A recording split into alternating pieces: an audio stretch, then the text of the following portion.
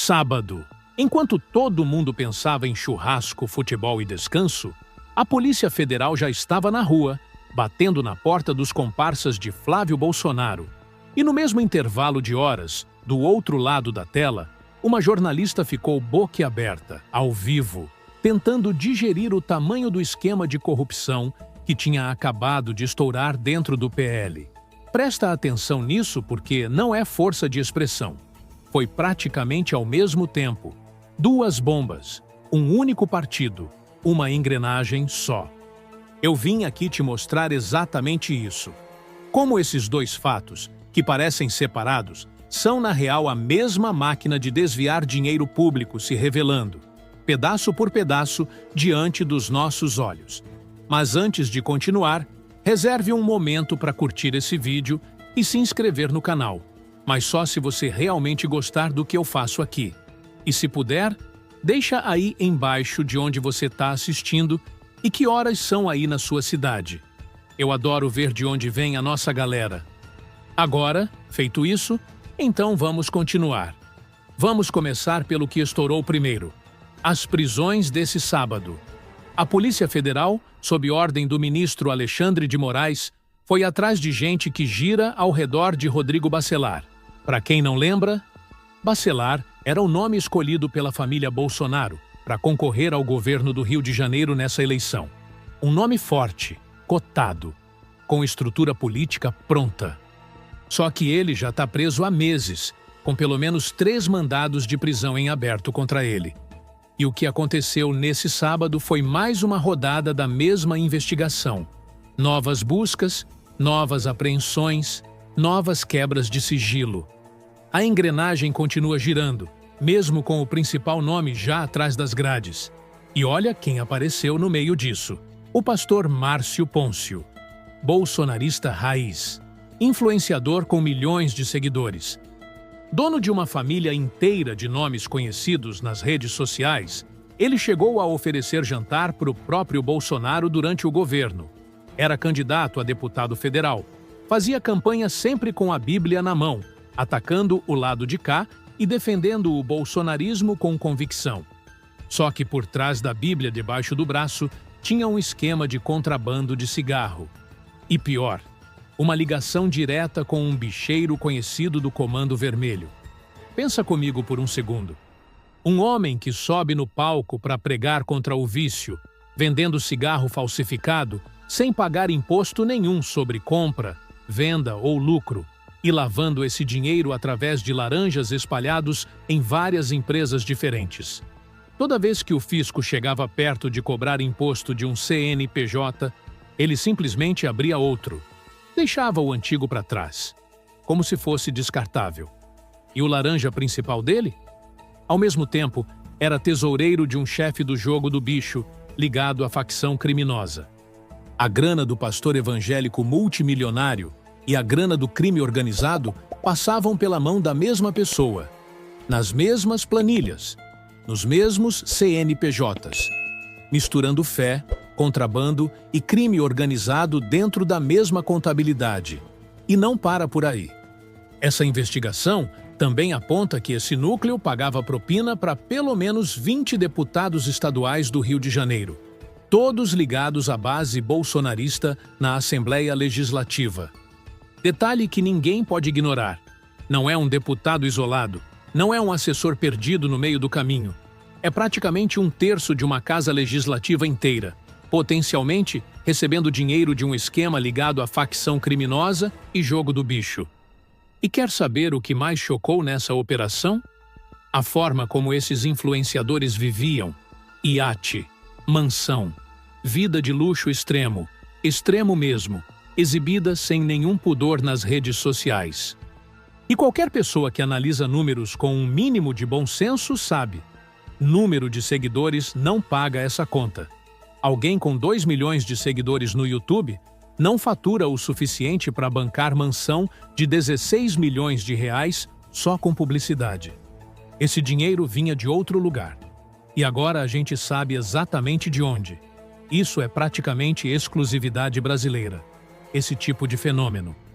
Em outros países, você tem gente com o mesmo número de seguidores, até com poder de compra maior, e não têm essa vida de luxo extremo. Por quê? Porque não estão ligados a esse tipo de esquema. Aqui, quando você vê um influenciador, de repente ostentando riqueza, que não fecha com a conta dele, a chance de ter crime organizado no meio é alta. Tem outro detalhe que aumenta ainda mais a gravidade. Parte desse dinheiro passava justamente pelo sistema que deveria pegar esse tipo de gente. O COAF. Existe exatamente para identificar movimentação financeira suspeita. E foi esse mesmo sistema de monitoramento que, num caso parecido, ajudou a descobrir o esquema de rachadinha ligado à própria família Bolsonaro no passado. Ou seja, quando um político desse campo fala em reduzir a carga regulatória sobre pagamentos, você já sabe para quem essa regulação incomoda de verdade. Existe um detalhe jurídico que explica por que a Polícia Federal está indo com tanta cautela nesse caso, avançando por etapas em vez de prender todo mundo de uma vez. Na Assembleia Legislativa do Rio de Janeiro, diferente da Câmara dos Deputados em Brasília, o Supremo Tribunal Federal já teve precedente de derrubar votação que soltava parlamentar preso. Foi exatamente o que aconteceu com Bacelar em outro momento. A base bolsonarista votou para soltar ele, e o Supremo, no plenário, manteve a prisão mesmo assim. Quem financia esse tipo de esquema sabe que, dessa vez, não vai ter jeitinho fácil para reverter no voto de corredor. E eu sei que muita gente aqui já está perguntando, mas por que não prende logo todo mundo de uma vez?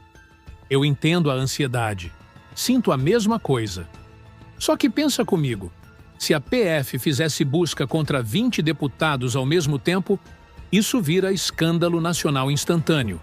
E gente ligada à facção criminosa se mobiliza em bloco para abafar operação, destruir prova, ameaçar testemunha.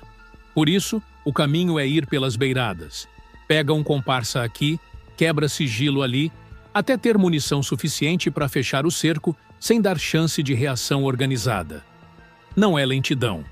É estratégia calculada para garantir que, quando a rede fechar, feche de verdade. Só que essa é apenas a primeira bomba.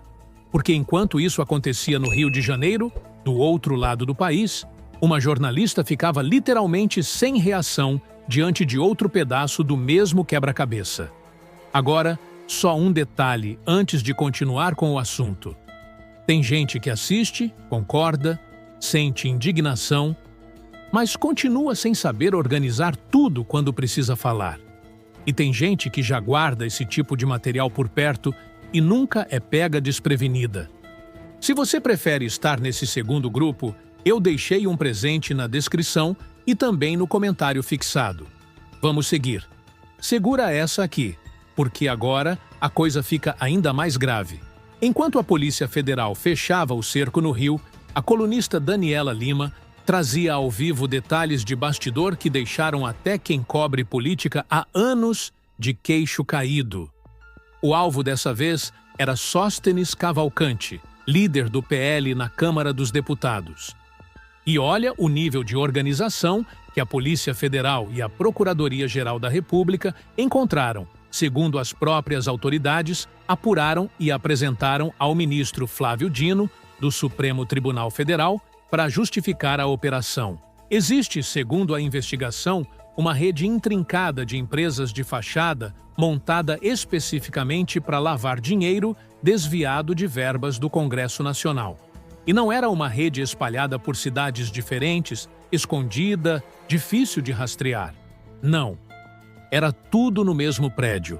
Mudava só de sala, de andar, de fachada de papel. Repare o método que usavam. Simulação de aluguel de veículo. O deputado pedia reembolso da Câmara, alegando que estava alugando carro para trabalho parlamentar. Só que esse dinheiro, na prática, ia parar em empresas que oficialmente atuavam em outro ramo completamente diferente, como construção civil, e que nem tinham funcionário suficiente para justificar os valores movimentados. Uma delas, sozinha, chegou a sacar 15 milhões de reais em espécie. Dinheiro vivo, sem rastro digital, saindo direto de uma conta empresarial de fachada. E olha que não foi uma batida só. Foram duas.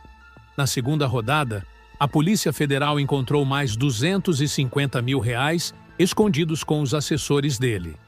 Somando os dois momentos, já passa de R$ 700 mil em dinheiro público rastreado só nesse núcleo específico. E a suspeita é que esse número ainda deve crescer conforme as quebras de sigilo forem avançando. E o mais revoltante?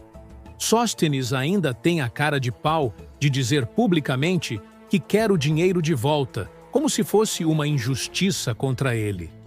Só que a origem desse dinheiro é ilícita, e a Polícia Federal já está atrás de quem participou desse esquema para tentar dar uma roupagem legal, forjando uma compra de imóvel, movimentando o dinheiro de Brasília para outra cidade e depois de volta para o banco dele, como se fosse uma transação normal entre pessoas comuns. E é aqui que a coisa muda de nível de verdade, porque isso não é caso isolado. Dois núcleos completamente diferentes. Dois personagens diferentes. Um pastor influenciador milionário e um deputado líder de bancada. Mas o mesmo padrão exato se repetindo. Laranjas de confiança. Empresas de fachada registradas no papel. Simulação de serviço que nunca existiu de verdade. Saque em espécie para apagar qualquer rastro bancário. É o mesmo molde de corrupção, só que aplicado em endereços diferentes, com nomes diferentes, mas dentro do mesmo campo político. Isso mostra uma coisa que precisa ficar clara. A gente não está diante de um político desonesto isolado, que às vezes acontece em qualquer partido, em qualquer legenda. A gente está diante de um sistema. Um sistema desenhado, testado e replicado para desviar dinheiro público em escala industrial, sempre usando a mesma receita básica. Um laranja de confiança, uma empresa fantasma no papel e, no fim das contas, saque em espécie para ninguém conseguir provar nada com clareza suficiente numa investigação rápida. Pensa comigo, quantos outros núcleos parecidos com esse ainda existem dentro do mesmo partido, escondidos atrás de contrato de aluguel de veículo, prestação de assessoria fictícia, consultoria que nunca aconteceu de verdade? Quantos gabinetes, nesse exato momento, enquanto você assiste esse vídeo, estão fazendo exatamente esse tipo de operação, sem nenhuma câmera apontada para eles ainda? Só um lembrete rápido. O presente que eu deixei para você na descrição desse vídeo e também no primeiro. Comentário fixado complementa direto o que estamos vendo agora. Quem baixou já entendeu o porquê. Bom, seguindo. Mas o detalhe que muda tudo, o que realmente escancara o tamanho disso, ainda está por vir. Porque tem um nome que conecta esses dois processos de um jeito que quase ninguém tinha percebido até agora. O ministro Flávio Dino. Ele é o relator no Supremo Tribunal Federal do caso conhecido como Dark Horse, que envolve justamente o financiamento irregular ligado ao PL, com deputados bolsonaristas enviando recursos disfarçados de emenda parlamentar para instituições de fachada, incluindo repasses milionários para a produção de conteúdo favorável à narrativa da família Bolsonaro. Só que esse caso se cruza diretamente com outro processo, que envolve o Banco Master, e que está nas mãos de um ministro diferente, André Mendonça. Os mesmos personagens, os mesmos métodos de lavagem de dinheiro, aparecendo em processos separados, em relatorias separadas, mas todos levando exatamente para o mesmo lugar. Uma rede só, um esquema só, só que fragmentado em pedaços diferentes justamente para parecer menor do que realmente é, dificultando que qualquer pessoa de fora consiga ver o desenho completo de uma vez. É aqui que a história muda de nível de verdade, porque agora as peças começam a se encaixar de um jeito que a manchete isolada nunca ia te mostrar sozinha. E tem mais uma camada que poucos estão comentando. O coordenador da campanha do próprio Flávio Bolsonaro comprou uma mansão avaliada em 16 milhões de reais. Só que, pelo salário oficial que ele recebe, precisaria ganhar o equivalente a 469 mil reais por mês para bancar esse tipo de financiamento. Ele não ganha isso, nem perto disso. E existe uma leitura que vem circulando entre analistas políticos, ainda não confirmada oficialmente por nenhuma das partes, a de que o entorno mais próximo de Flávio Bolsonaro estaria começando a rachar por dentro, com desgaste público na relação dele com parte da própria família, justamente no momento em que as investigações avançam com mais força. Não dá para tratar isso como fato fechado. Mas a coincidência de tempo chama a atenção.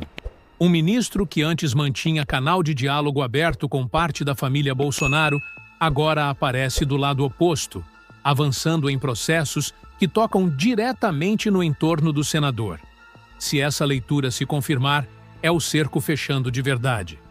Enquanto os comparsas de Bacelar caem no Rio de Janeiro e Sóstenes tenta explicar, sem sucesso, de onde veio o dinheiro achado com os assessores dele, o Congresso Nacional segue funcionando, na prática, como um grande balcão de laranjas protegidos pelo foro privilegiado. E tem um detalhe que ajuda a entender o tamanho da hipocrisia desse grupo. Enquanto isso, o senador Flávio Bolsonaro, filho do ex-presidente e pré-candidato, estava mandando carta para os Estados Unidos, com mais de 80 páginas, pedindo para adiar tarifas contra o Brasil até depois da eleição. Numa demonstração de vassalagem que a imprensa inteira, de esquerda à direita, classificou como envergonhante para o país. Repara nisso. O mesmo político que finge não saber de onde vem dinheiro suspeito na conta dos aliados é o mesmo que vai lá fora implorar tratamento especial para si próprio. Cara de pau para dentro e para fora do país, ao mesmo tempo. E a reação institucional diante da denúncia diz muito. Enquanto o Lula tirou o próprio líder do governo no Senado assim que surgiu qualquer suspeita mais séria contra ele, sem hesitar, o PL faz absoluta questão de manter Sóstenes na liderança da Câmara, mesmo depois de mais de R$700 mil rastreados em dinheiro ilícito ligado diretamente a ele. Nenhum sinal de constrangimento público, nenhuma renúncia sequer cogitada, nenhuma cobrança interna forte o suficiente para tirar ele do cargo. E eu quero que você guarde essa frase. Para esse grupo político, corrupção não é vergonha, é rotina. Agora, deixa eu falar direto com quem está pensando assim, porque eu sei que muita gente aqui embaixo já está descrente. Essa justiça não vai dar em nada. Vai demorar 10 anos para prender 5 por dia. Eu entendo essa descrença. Ela vem de décadas vendo o político corrupto se safar. Não é bobagem, não é exagero, é histórico mesmo. Só que repara numa diferença desse momento específico. Pela primeira vez, a gente vê quebra de sigilo cruzada entre processos diferentes, ministros diferentes trocando informação sobre os mesmos nomes, e prisão mantida mesmo depois de tentativa de soltura pela base aliada. Não é garantia de final feliz. Eu não vou te vender isso. Mas é bem diferente do padrão antigo de arquivar processo na gaveta. O cansaço de esperar é legítimo. Só que desistir de cobrar é exatamente o que esse esquema precisa para continuar funcionando. Pensa num contraste rápido. Quando existe qualquer suspeita mais séria dentro do campo democrático, a reação costuma ser rápida. Afastamento, explicação pública, cobrança de resultado. Agora olha o comportamento de quem cerca Sóstenes. Aliado defendendo aliado, comentarista de plantão tentando trocar o foco do assunto, o próprio partido fingindo que R$700 mil rastreados é só detalhe administrativo. Isso não é falha de comunicação. É estratégia deliberada de proteção mútua. Vamos juntar as peças de novo, bem devagar, porque agora elas finalmente fazem sentido completo. De um lado, comparsas de Flávio Bolsonaro caindo numa operação ligada à facção criminosa e jogo do bicho no Rio de Janeiro, com um pastor multimilionário no centro da lavagem, pagando propina para dezenas de deputados estaduais.